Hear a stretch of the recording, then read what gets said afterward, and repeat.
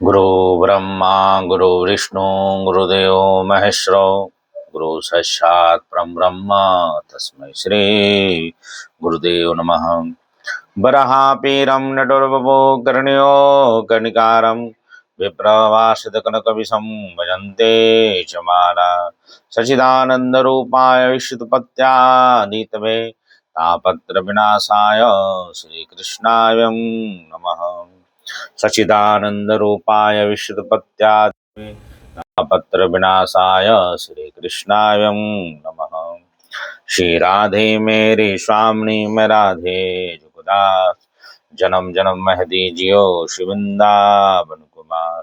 जय जय श्री राधे जय जय श्री राधे जय जय श्री राधे। आइए श्रीमद् भागवत कथा के 10वें स्कंद में हम लोग प्रवेश कर रहे हैं। 10वें स्कंद में भगवान का अवतार का वर्णन है। जब देवकी को और वसुदेव जी के साथ विवाह हुआ, कंस जो है रथ पर सारथी के रूप में ले जा रहा था, उसी समय आकाशवाणी हुआ कि देवकी के 8वें पुत्र से तुम्हारा वध होगा। तब कंस ने वसुदेव जी और देवकी को कारागार में बंद कर दिया और कंस जो है देवकी को मारने के लिए तलवार उठाया। तब वसुदेव जी ने कहा कि अपने जो भी हो बुद्धिमान पुरुष को मृत्यु को टालने के लिए जो भी युक्ति करना पड़े वो करना चाहिए। तब जाके वसुदेव जी ने कहा कि हे कंस, मैं देवकी के से तो कोई भय नहीं है तुमको, भय तो उनके बच्चों से है। जैसा आकाशवाणी ने कहा तो मैं पुत्रों को मैं तुमको लाकर सौंप दूंगा। वसुदेव जी सत्यवादी थे, कंस जानता था कि वो वचन झूठे नहीं होंगे। तब उन्होंने छोड़ दिया। पहला जब पुत्र हुआ तो वसुदेव जी ले आकर कंस को अर्पण किया कि लो, मेरे जैसा मैंने कहा था। तो कंस जो है वो आकाशवाणी के अनुसार बच्चा जो भी होगा 8वां ही वध करेगा, इसलिए पहला उसने छोड़ दिया। तो इधर नारद जी कंस के पास आए और बोले, हे कंस, ब्रज में रहने वाले नंद गोप स्त्रियां वसुदेव ऋषिवंशी यादव देवकी और वसुदेव स्त्रियां नंद वसुदेव दोनों सताजीज बंधु बांधव सगे संबंधी सब के सब देवता के रूप में प्रकट हुए हैं तुम्हारा वध करने के लिए। एक कमल का फूल लिया, 8 पकड़ी था, कहा कि इसको गिनो। तो चारों तरफ से जब भी गिनता हुआ 8वां आता। तब नारद जी समझा कर चले गए। इधर बच्चे को लेकर उसको ने मार डाला और हाथ देवकी और वसुदेव को हथकड़ी डालकर जेल में बंद कर दिया। जेल में जब बंद कर दिया, एक एक करके 6 बालक जो है मार डाला। 7वां जब बालक शेष जी अवतार बलराम जी को फरमाए तो भगवान ने एक माया को आदेश दिया कि हे देवी, हे कल्याणी, तुम ब्रज में जाओ, वहां प्रदेश ग्वाल बास घोष सुशोभित नंद बाबा गोकुल में वसुदेव और वसुदेव की पत्नी रोहिणी निवास कर रही है, गुप्त रूप से रह रही हैं। तो आप इनका गर्भ ले जाकर रोहिणी के गर्भ में स्थापित करो, इससे तुम्हारा क्या लाभ होगा। वो भगवान कहते हैं, हे कल्याणी,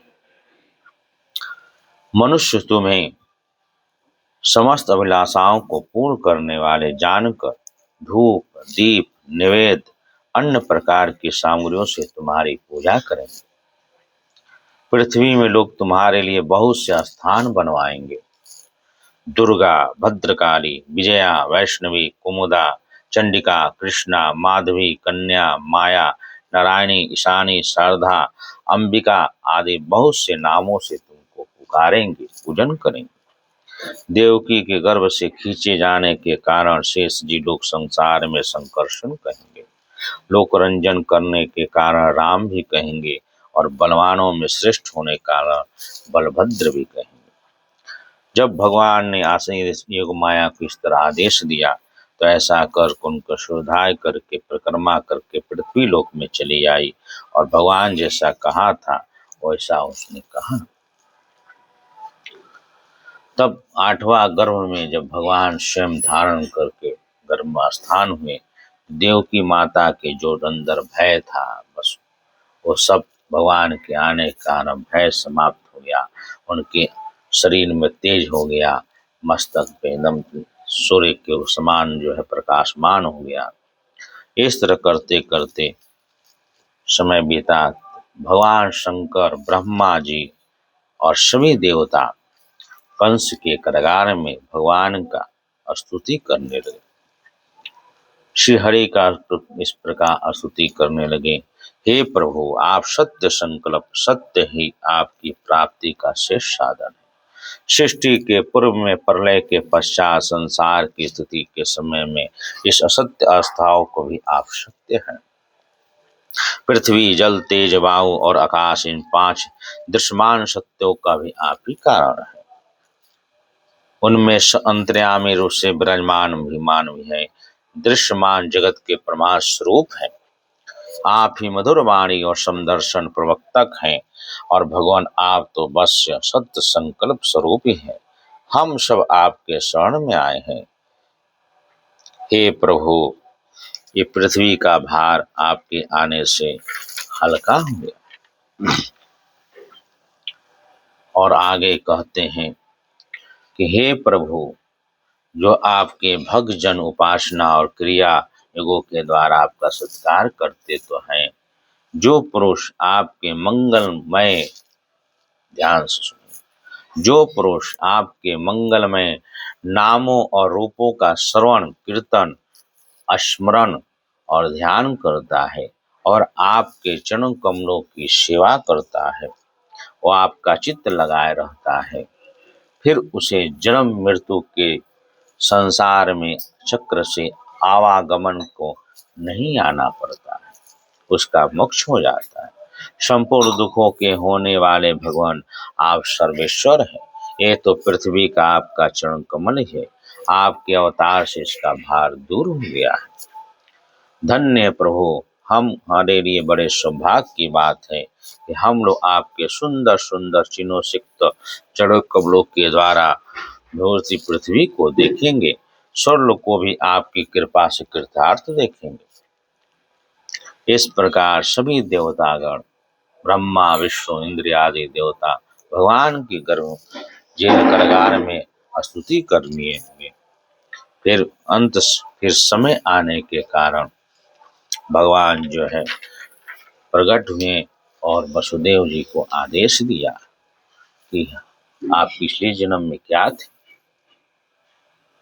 तो उसी प्रकार आदेश के कारण रखकर गोकुल में नंद बाबा के यशोदा मैया के पास भगवान को छोड़ कर आए और यशोदा मैया युग माया के रूप में पुत्री का जन्म दिया था, उसको लाकर जो है अपने पास रखे। जब कंस को मालूम हुआ कि 8वां पुत्र हुआ है, 8वां संतान हुई है, वो दौड़ते भागते रात को जेल में आया।